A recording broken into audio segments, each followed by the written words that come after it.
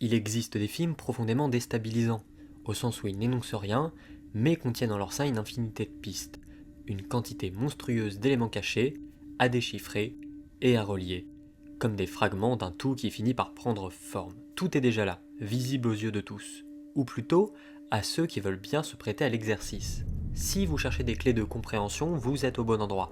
Installez-vous, vous regardez un épisode d'Expliquer à ta mère.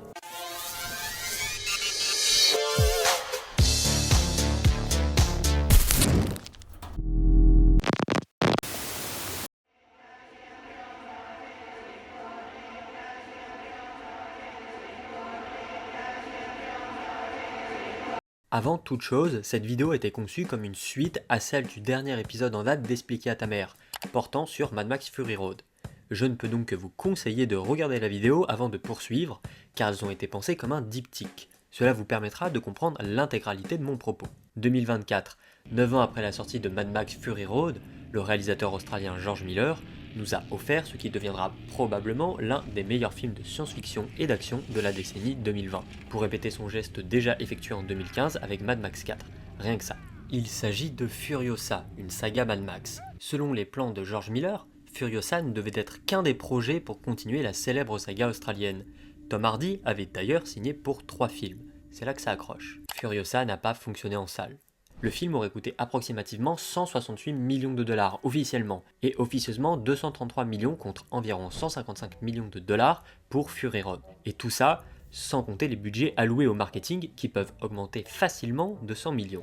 Les films auraient respectivement rapporté aux alentours des 171 millions de dollars pour Furiosa et 380 millions pour Fury Road, durant leur période d'exploitation en salle.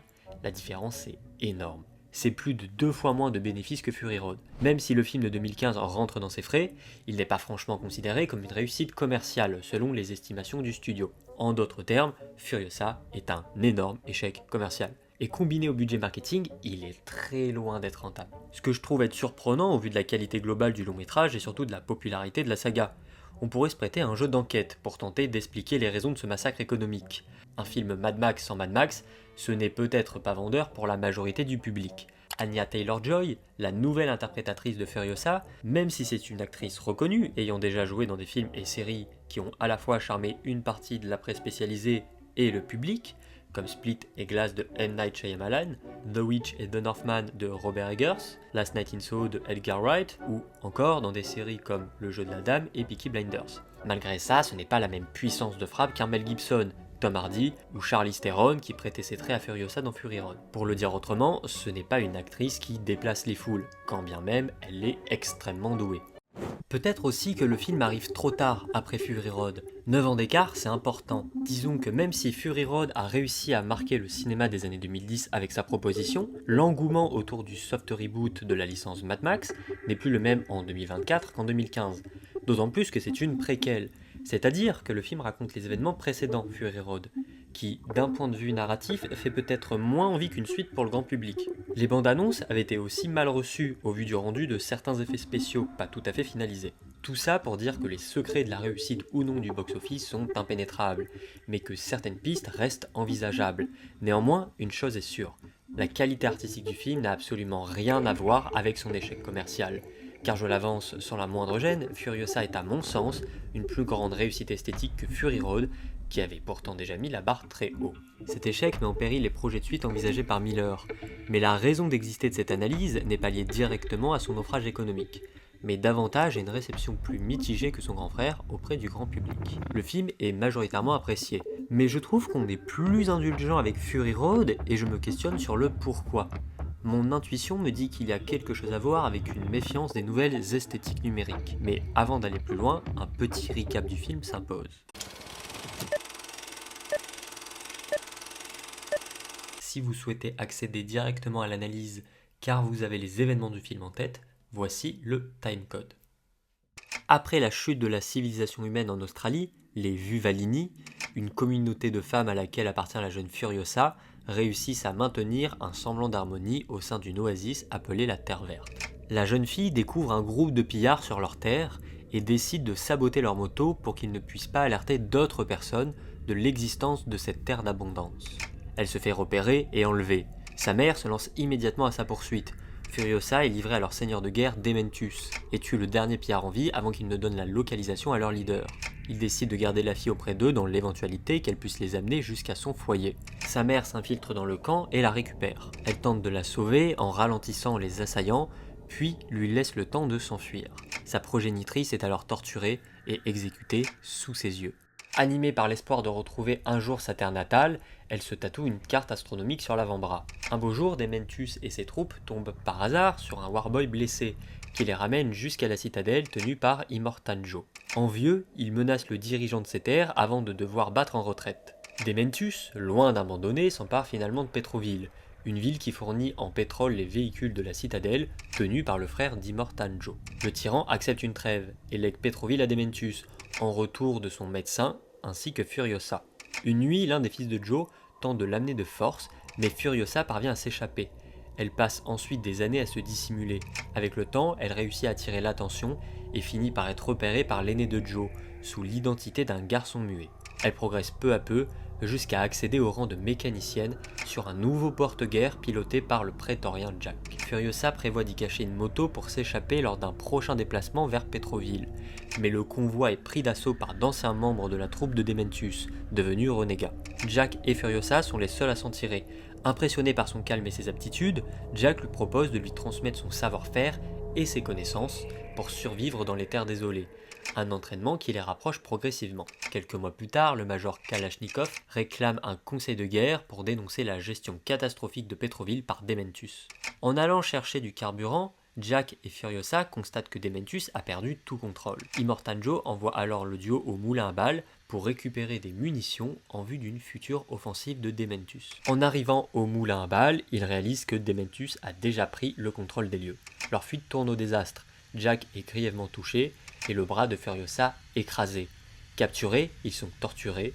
Jack finit par succomber tandis que Furiosa parvient à s'échapper en sectionnant son bras et en volant une moto pour rejoindre la citadelle.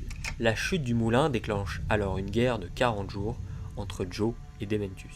Après avoir forgé sa propre prothèse, Furiosa rejoint le front où les troupes de Joe ont écrasé celle de Dementus pour récupérer un véhicule et traquer l'assassin de sa mère. Elle le rattrape et tente d'obtenir des aveux, mais il se moque d'elle.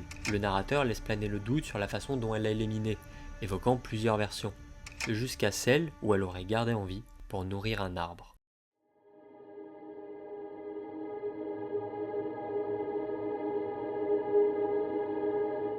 L'une des remarques qui vient le plus souvent quand on parle des défauts du film, c'est son aspect numérique, très éloigné des practical effects et des visuels de Fury Road, qui ancreraient le spectacle dans quelque chose de plus tangible.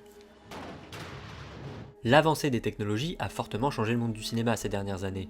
Le passage de la pellicule aux outils numériques est une évolution presque aussi marquante que l'arrivée du son ou de la couleur. Cette transformation touche toutes les étapes de la création, de la production à la post-production, en passant par la diffusion.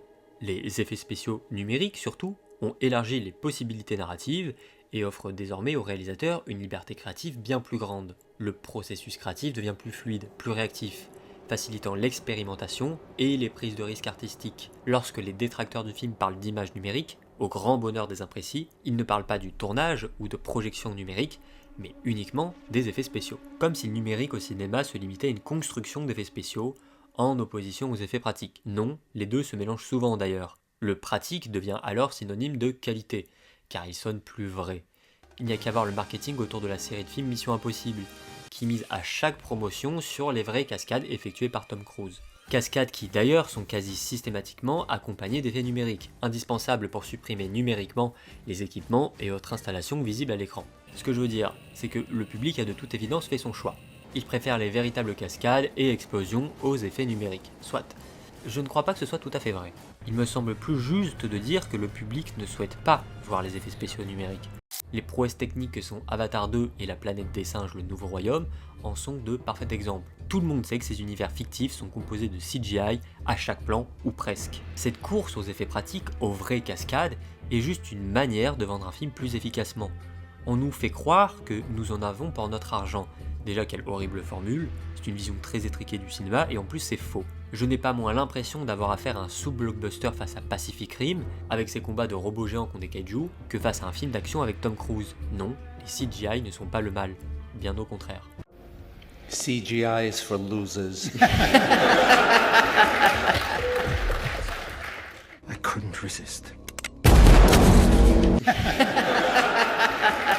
Les effets numériques permettent des films comme Speed Racer des sœurs Wachowski, Avatar de James Cameron, L'Anglaise et le Duc d'Eric Romer ou L'Odyssée de Pi d'Ang Lee.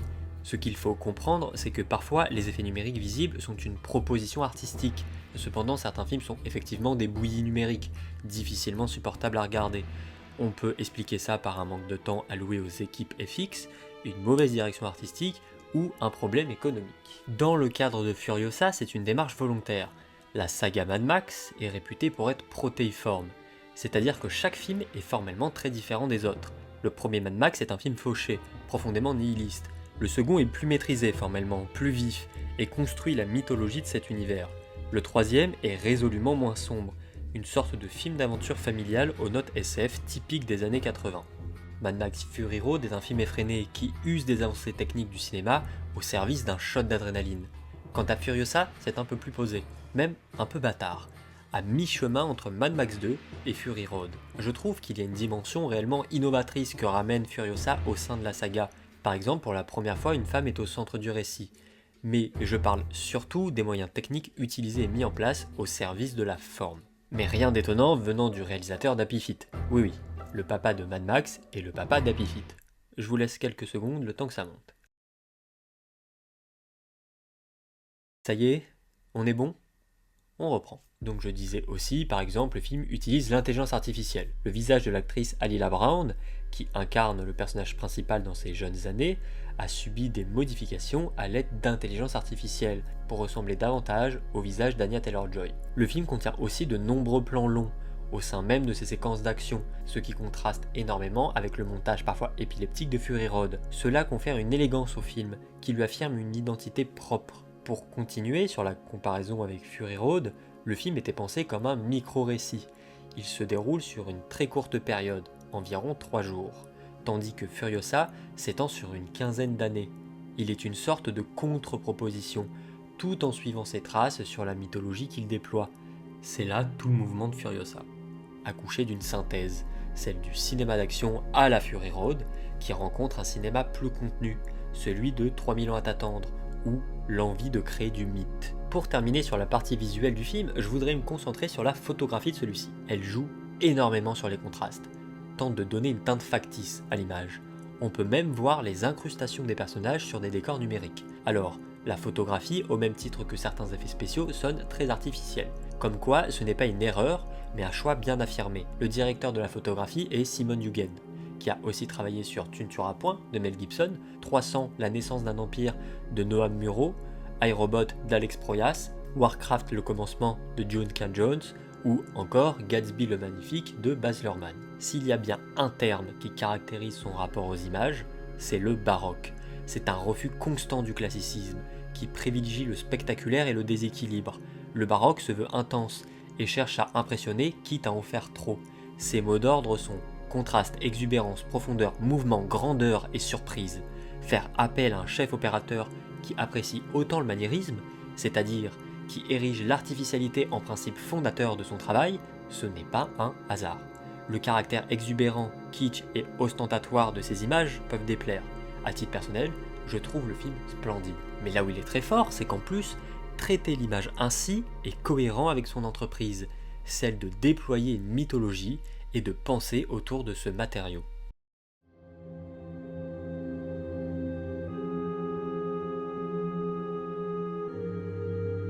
Les effets spéciaux et la photographie peuvent installer une distanciation entre certains spectateurs et le film.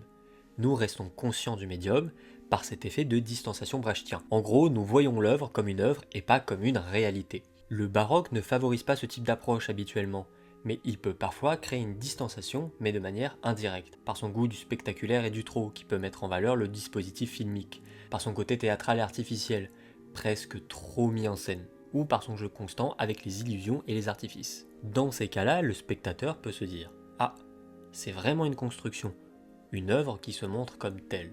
La limite est floue et peut varier d'un spectateur à l'autre, et je crois que c'est là que certains ont botté en touche, car cette distanciation invite à prendre du recul, et à faire réfléchir plutôt qu'immerger.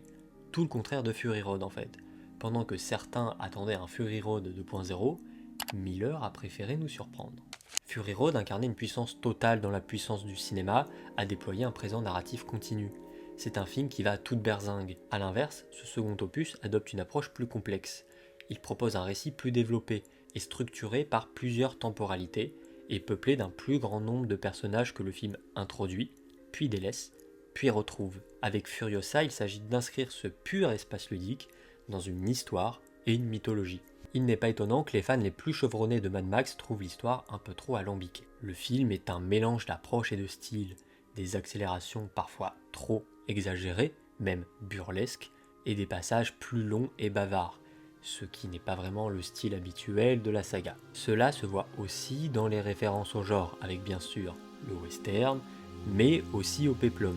La plastique de Furiosa, que ce soit par les décors ou par la photographie, peut paraître un peu kitsch, un peu flashy, mais les images numériques sont vraiment superbes. Le cinéaste travaille ici le numérique comme l'incarnation d'un espace mythologique hors du temps, ce qu'il a déjà creusé avec les 2 Happy Feet et 3000 ans à t'attendre. La mythologie, par définition, s'éloigne du réel et du rapport matériel au monde, en opposition aux politiques qui traitent le présent et les enjeux concrets. Je crois que Furiosa fait réponse à la réception de Fury Road, qui était perçue comme un film politique. Ce que je ne pense pas, comme je l'ai expliqué dans la vidéo consacrée au film.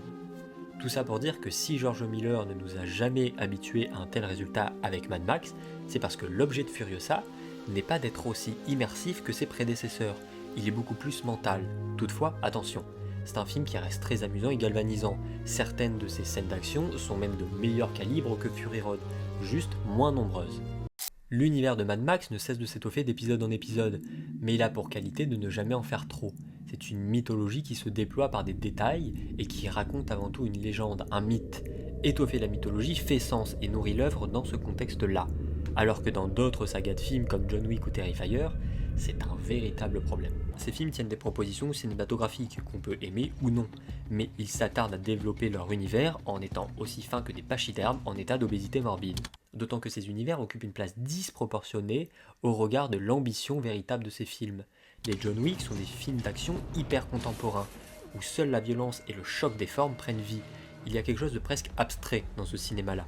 Oui, John Wick n'est pas loin d'être du cinéma abstrait, et je peux le défendre, hein, mais peut-être pour une future vidéo. Enfin, tout ça c'est quand le narratif ne reprend pas le dessus pour construire son univers et ringardiser les films pourtant très inventifs et amusants dans leurs scènes d'action. La saga Ultra Gore Terrifier souffre aussi de ce surplus d'univers. Ce sont des films de maquilleurs, où le plaisir provient de la surenchère de violence qui se dégage des scènes avec plus ou moins d'originalité, mais trop vite rattrapé par une histoire de force démoniaque contre les forces du bien qui surplombe la saga. Le souci de développer son univers aussi frontalement, au-delà du fait que c'est pas très intéressant à suivre, c'est qu'on ne suit plus un geste ou une proposition cinématographique. Ces films perdent leur radicalité pour s'édulcorer dans des univers qui flattent l'ego des geeks, au même titre que le Marvel Cinematic Universe. La richesse d'un film ne devrait jamais se limiter à son folklore. Quand on arrive à ce stade, ce qui compte, ce n'est plus de voir un film, mais de déployer progressivement une mythologie qui n'intéresse que les fans. Il n'y a qu'à voir le nombre de contenus qui se multiplient à ce sujet sur internet. Même si j'apprécie beaucoup certains de ces univers, j'évite de leur accorder trop d'intérêt, ainsi qu'à leur construction dans mes vidéos, car j'essaie d'axer mes analyses sur la forme des films. Mais dans le cas de Furiosa, c'est primordial de s'y attarder, car c'est tout le sujet du film. Le world building, ou la construction d'univers en français, est une partie passionnante dans les univers fictionnels, et particulièrement dans la science-fiction. Et la saga Mad Max a une manière bien à elle de développer son univers. Elle s'attarde très peu sur les dialogues, et préfère construire une mythologie par l'image. Par exemple, nous comprenons à travers les véhicules, qui occupent une place capitale dans la galaxie Mad Max, non seulement les différents rangs sociaux et les rôles sur le champ de bataille, mais aussi la personnalité et l'état d'esprit de leur conducteur. Chaque engin devient une extension de celui qu'il pilote, révélant sa brutalité, son audace et son goût pour le chaos. L'attention portée au véhicule rivalise avec celle accordée au costume, tant chaque détail compte. Armement improvisé, carrosserie cabossée, peinture criarde ou ornements absurdes, tout contribue à donner vie à un monde où l'artisanat de la survie se mêle à l'expression de leur sauvagerie. Le kitsch assumé de ces machines dévoile la mentalité régressive et le mauvais goût des habitants des terres désolées. Les dessins préparatoires et concept art font référence à des esthétiques de sous-culture, marginales, provocatrices, et souvent jugée comme dérangeante, à l'image du magazine de bande dessinée Métal Hurlant. Dans cette revue, on y retrouve un goût prononcé pour le pastiche et le parodique, l'excès, l'esprit rock et métal, la vulgarité assumée et l'outrance. Dans un monde post-apocalyptique, où le raffinement et le bon goût n'ont plus de valeur, ces choix visuels prennent tout leur sens. Les véhicules, parfois passéistes dans leur design, comme celui de Dementus, deviennent ainsi des témoins d'une société déliquescente, où l'art et l'ingéniosité se confondent avec le grotesque et la survie. Ce goût du détail va jusqu'aux cicatrices des Warboys, qui sont toutes différentes. On s'imagine qu'il y a une histoire derrière chacune d'entre elles, mais le film ne s'y attarde pas, et d'ailleurs ne le mentionne même pas. Miller a le bon goût de ne pas surligner par des mots tout ce que l'on comprend par l'image. C'est bête à dire, hein, mais il fait du cinéma, et il le fait bien. Le film n'est pas non plus avare en images référentielles à d'autres mythologies, comme la mythologie chrétienne. Le film s'ouvre sur Furiosa, qui s'est trop éloigné du groupe et qui a donc désobéi pour récupérer un fruit, ce qui fait directement écho au fruit défendu dans la Bible. La scène où la mère de Furiosa se fait torturer et crucifiée sur une croix de Saint-André. Lors de la bataille du moulin à balles, Furiosa se fait attaquer par un soldat de Dementus armé d'un lance-flamme. Elle se met alors à couvert et une image quasi christique s'en dégage, comme si l'héroïne était sur une croix. Ou encore, l'homme histoire appelle Furiosa le 5e cavalier de l'Apocalypse. The fifth rider of the apocalypse.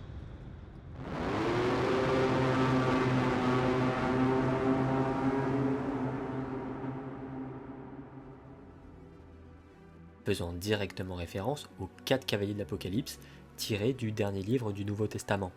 Mais du coup, une question se pose. Qui sont les 4 cavaliers de l'Apocalypse dans cette mythologie si elle en est le 5e? Les 4 cavaliers de l'Apocalypse apparaissent dans le livre de l'Apocalypse de Jean, dans le Nouveau Testament.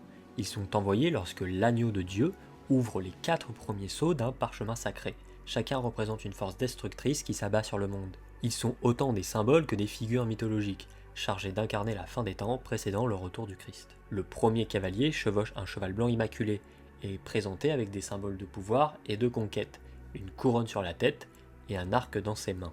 Il est le cavalier des forces trompeuses, celui qui séduit les cœurs et les esprits. Ce rôle colle parfaitement au prétorien Jack, qui est réputé pour mener ses missions à la perfection. He done the most runs on the Fury Road and brung back the booty every time. Sa présence rime avec victoire. Ici, il ne chevauche pas un cheval blanc immaculé, mais conduit un porte-guerre argenté immaculé. Et si on remplace la couronne par son maquillage frontal bleu pétrole et son arc par une arme à feu, les signes semblent correspondre. Le second cavalier est capable de se débarrasser complètement de la paix sur Terre, et pousse les humains à s'entretuer. Il est montré portant une grande épée et chevauche une monture rousse, qui tend vers le rouge, couleur du sang versé sur le champ de bataille. Il est le symbole de la guerre et de la violence. Le personnage correspondant le plus à cette description est le Major Kalachnikov, un fabricant d'armes obsédé par les armes à feu. Dans Fury Road, il a même échangé certaines de ses dents par des balles, pour appuyer le trait de son obsession pour les armes. Le troisième cavalier chevauche un cheval noir, comme la nuit, et tient des balances dans ses mains. Il symbolise la famine, engendrée par la guerre. Il ne fait aucun doute qu'il s'agit du Mange-Personne, le maire de Petroville dans Fury Road et allié d'Immortal Joe. C'est un homme obèse portant un costume d'affaires et des pinces sur ses tétons qui dépassent de trous découpés dans sa veste de costume. Au vu de ses caractéristiques, il paraît rongé par de nombreuses maladies. Il porte un cache-nez en métal, son pied droit est fortement enflé et il porte également un cathéter de masque à gaz. Il est le gestionnaire des ressources du royaume d'Immortal Joe et est donc le principal fautif de la famine de ces terres. Le cavalier noir symbolise l'oppression des riches sur les classes ouvrières. Pour le dire plus clairement, les riches sont ceux qui ont dans leurs mains les balances et qui s'occupent de la gestion des rations auprès des classes populaires. Et le dernier cavalier qui arrive après les forces trompeuses, la guerre et la famine est la mort. Il est représenté sur un cheval pâle ouvert qui évoque la maladie et la décomposition. Il est le plus terrifiant des cavaliers car personne ne peut lui échapper. Dans l'univers de Mad Max, Immortal Joe reprend cette iconographie à son compte. Son corps décomposé, ses prothèses respiratoires et son apparence spectrale font de lui une véritable personnification de ce cavalier. Une mort qui règne sur les terres désolées en prétendant contrôler la vie elle-même. Mais cette interprétation peut se doubler d'une autre, et si les 4 cavaliers n'étaient au fond que les différentes facettes d'un seul personnage. Chacun d'eux est associé à une couleur attribuée par leur monture et à un symbole. Le blanc pour la conquête, le rouge pour la guerre, le noir pour la famine, et enfin le vert pour la mort. Or, au fil de ces transformations, qu'elles soient esthétiques, hiérarchiques ou psychologiques, Dementus semble traverser successivement chacun de ces archétypes, comme s'il incarnait à lui seul l'ensemble du cortège apocalyptique. Au début du film, lors de sa phase de conquête, où il provoque une instabilité chez ses hommes, il porte un parachute blanc en guise de cape. Après sa rencontre avec le Warboy, il devient rouge dû à un tir de fumigène et rentre en guerre contre Immortan Joe. Une fois maire de Petroville et en pleine crise de ressources et de gestion, il opte pour un look légèrement plus sobre et foncé, qui tend vers le noir. De même pour sa barbe et sa chevelure qui se teintent progressivement de gris. Jusqu'au final du film, où il se retrouve dans un état cadavérique, proche de la mort, servant de terreau à un arbre parfaitement vert. Ces changements de couleur et d'attitude correspondent parfaitement à l'ordre d'apparition des cavaliers décrit dans le Nouveau Testament. Et ce n'est pas tout pour Dementus, qui fait aussi référence à la mythologie grecque et romaine, avec son char non pas tiré par des chevaux, mais des motos, son physique proche d'une divinité grecque comme Zeus ou Hadès, ce qui n'est pas sans rappeler son rôle de Thor dans le Marvel Cinematic Universe. Ouais, Dementus est bien incarné par l'acteur Chris Hemsworth, mais avec une prothèse sur le nez. Ou encore, une chose un peu plus discrète, il est le maître de 3 chiens, ce qui fait référence à coup sûr à Cerbère, le chien à 3 têtes, gardien des enfers dans la mythologie grecque. Son rôle est d'empêcher les morts de s'échapper de l'antre d'Hadès. Cocasse quand on voit Dementus se rendre compte que Furiosa a pris la fuite en s'arrachant son bras mutilé. Tous ces exemples attestent du plaisir que prend Miller à jouer avec les mythologies. Tout ça n'est qu'un gigantesque terrain de jeu symbolique où il s'amuse à mélanger profane et sacré, où il détourne et réinvente des imaginaires millénaires pour nourrir son propre univers et interroger les liens entre le passé et le présent, entre la fiction et la réalité. En associant à ces personnages des références bibliques, antiques et pop culturelles, il crée une mythologie hybride où les mythes s'inspirent et se nourrissent entre eux pour en créer un nouveau. Le 5e cavalier de l'Apocalypse, c'est précisément cette idée, de reprendre des anciens mythes pour y ajouter quelque chose de nouveau, une variation. La thèse de Miller soutient que nous sommes faits pour aimer les histoires, et la personne qui articule le mieux cette question est Joseph Campbell, un mythologue américain qui est réputé pour avoir écrit Le héros aux 1001 visages, un ouvrage théorique sur la construction de ce qu'il appelle le monomythe. L'idée centrale est que les mythes du monde entier racontent la même histoire, mais sous des formes différentes. La structure narrative identique à chaque histoire se présenterait ainsi. L'appel à l'aventure, la rencontre du mentor, le départ vers l'inconnu, les épreuves, la mort symbolique et la renaissance, et enfin, le retour transformé. Le parcours standard de l'aventure mythologique du héros est un grossissement de la formule représentée dans les rites de passage. Séparation, initiation, retour, qu'on pourrait nommer l'unité nucléaire du monomythe selon Campbell. À ses yeux, les récits héroïques ne relèvent donc pas seulement du goût de l'aventure, mais expriment avant tout un processus de transformation intérieure, de portée universelle et intemporelle. Si les travaux du mythologue ont exercé une influence indéniable sur l'imaginaire de Miller, ils demeurent toutefois sujets à discussion.